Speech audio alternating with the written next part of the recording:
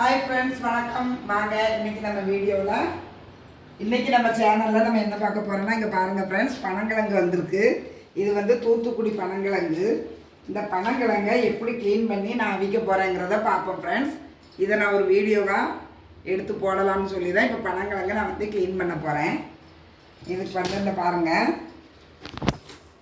பனங்கிழங்கு, இந்த பாருங்கள் இந்த மூடு இருக்குது பாருங்கள், இதை கொண்டை, இதை அவ்வளோத்தையும் இப்படி உரிச்சுக்கணும் ஃப்ரெண்ட்ஸ்.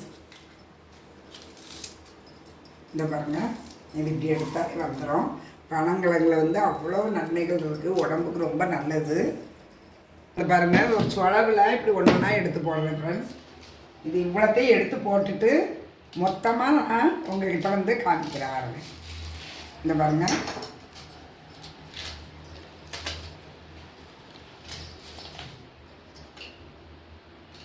இந்த வால் பக்கம் இவ்வளவு வெட்டி எடுத்துடணும்.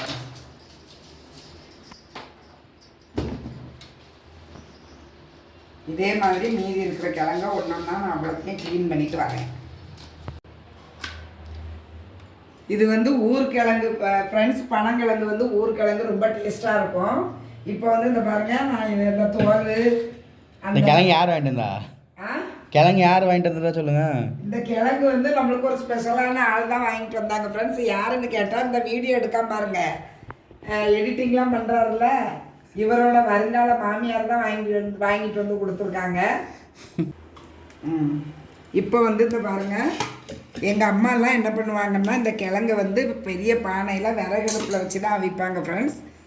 அது வந்து ரொம்ப நல்லா இருக்கும். அதாவது 50 கிழங்கு பெரிய பானையில் வச்சு அவிப்பாங்க. நம்ம வந்து இப்போ குக்கரில் வைக்கிறதுனால இந்த பாருங்கள், நான் வந்து எல்லாம் கழுவி வச்ச கிழங்கு வந்து இப்படி போட்டுக்கிட்டேன்.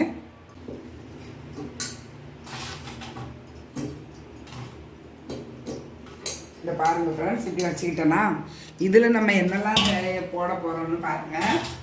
உப்பு, இவ்வளோகான உப்பு போடணும். தூள், நம்ம ஊர் பக்கம் இப்படி தான் அவிப்பாங்க. இந்த பாருங்க, மஞ்சத்தூள்.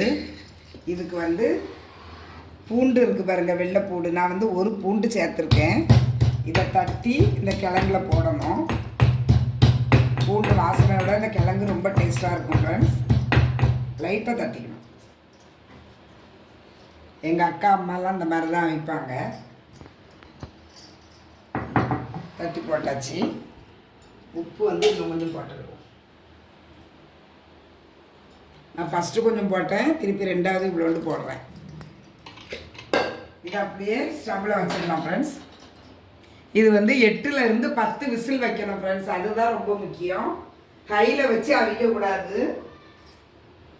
இந்த கிழங்கு வந்து நம்ம கையில் வச்சு அவிக்கக்கூடாது ஃப்ரெண்ட்ஸ். கையில் வச்சு ஒரு விசில் வந்த உடனே சிம்மில் வச்சே தான் இதை வேக வைக்கணும். ஆனால் 10 விசில் வரணும். இப்போ ஸ்டவ்வை நான் ஆன் பண்ணிக்கிட்டேன். அதுக்கு தேவையான தண்ணி நான் ஊற்றிக்கிறேன் ஃப்ரெண்ட்ஸ்.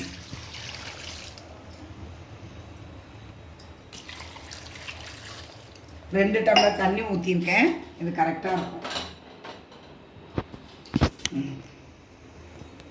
இந்த பாருங்கள் ஃப்ரெண்ட்ஸ், இவ்வளோ தண்ணி இருக்கணும் பார்த்துக்கோங்க. 10 விசில் வெந்து நல்லா விட்டு நம்ம வேக வச்சோன்னா கிழங்கு வந்து ரொம்ப அருமையாக வெந்திருக்கும். நான் இதை மூடி போட்டு மூடி வச்சிடுறேன். மூடி போட்டு விசில் போட்டு வச்சுட்டேன் ஃப்ரெண்ட்ஸ். 10 விசில் வந்ததுக்கு பிறகு நம்ம வந்து பார்ப்போம்.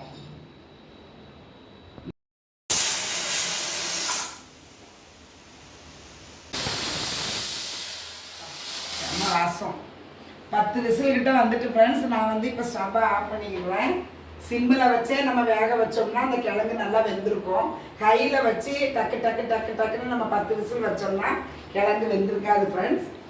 அந்த மாதிரி இருந்தால் தான் அந்த கிழங்கு வந்து நல்லா வேகும். எங்கள் அம்மா வந்து இந்த கிழங்கு பனக்கிழங்கு வச்சு ஒரு சொலவடை சொல்லுவாங்க ஃப்ரெண்ட்ஸ். இதுக்கு என்ன அர்த்தங்கிறத தயவு செய்து எனக்கு நீங்கள் கமெண்ட்ஸில் சொல்லுங்கள். அதாவது என்ன சொலவடைன்னா, பருவம் தப்புனா பனங்கிழங்கு நாருன்னு சொல்லுவாங்க. இதுக்கு என்ன மீனிங்கிறது எனக்கு தெரியும், உங்களுக்கு தெரியுமாங்கிறத கமெண்ட்ஸில் சொல்லுங்கள் ஃப்ரெண்ட்ஸ் ப்ளீஸ். வந்து நல்லா குறைஞ்சிட்டு ஃப்ரெண்ட்ஸ். இங்கே பாருங்கள், நான் வந்து இப்போ குக்கரை ஓப்பன் பண்ணிட்டேன். இங்கே பாருங்கள் ஃப்ரெண்ட்ஸ், செம்ம வாசமாக இருக்குது ஃப்ரெண்ட்ஸ். இங்கே பாருங்களேன், கிழங்கு வந்து நம்ம கிழங்கு நல்லா வெந்திருக்கு. சொலவில் ஒன்றா எடுத்து எடுத்து இப்படி போடுறேன். அந்த இதுதான் வந்து நம்ம ஊர் மெத்தடில் வந்து கிழங்கு அவிக்கிற முறை வந்து இப்படி தான் ஃப்ரெண்ட்ஸ். இந்த கிழங்கை வந்து நம்ம பல் இருக்கிறவங்க அப்படியே நல்லா சவைச்சி சாப்பிட்றலாம் ஃப்ரெண்ட்ஸ். பல் இல்லாதவங்க தாத்தா ஆச்சி அந்த மாதிரிலாம் வந்து இந்த பாருங்கள், தேங்காய் சீரகம் ஒரே ஒரு பச்சை மிளகா இவ்வளவும் போட்டு இந்த பனங்கிழங்க நல்லா நாரெல்லாம் எடுத்துட்டு உடச்சி இதில் போட்டு ஒரு சுற்றிட்டோன்னா புட்டு மாதிரி அழகாக இருக்கும் ஃப்ரெண்ட்ஸ். அதுக்கு தான் நான் இதை அரைக்கிறதுக்காக தான் இதை எடுத்து வச்சுருக்கேன். இங்கே பாருங்கள் ஃப்ரெண்ட்ஸ், இந்த பனங்கிழங்கு வந்து நான் ஒரு துண்டு தேங்காய் ஒரே ஒரு பச்சை மிளகா கொஞ்சம் சீரகம் இந்த மாதிரி தான் அரைச்சி எல்லாருமே சாப்பிடுவோம் ஃப்ரெண்ட்ஸ். ரொம்ப டேஸ்ட்டாக இருக்கும். காஞ்சி இருந்ததுன்னா நல்லா புட்டு மாதிரி இருக்கும். இது இப்போ வேக வச்சதுங்கிறதுனால இந்த மாதிரி இருக்குது ஃப்ரெண்ட்ஸ். ரொம்ப அருமையாக இருக்குது.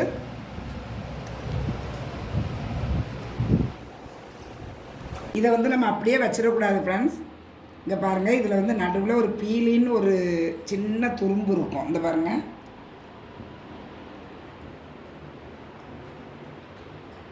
பீலி வந்து ரொம்ப டேஸ்ட்டாக இருக்கும்.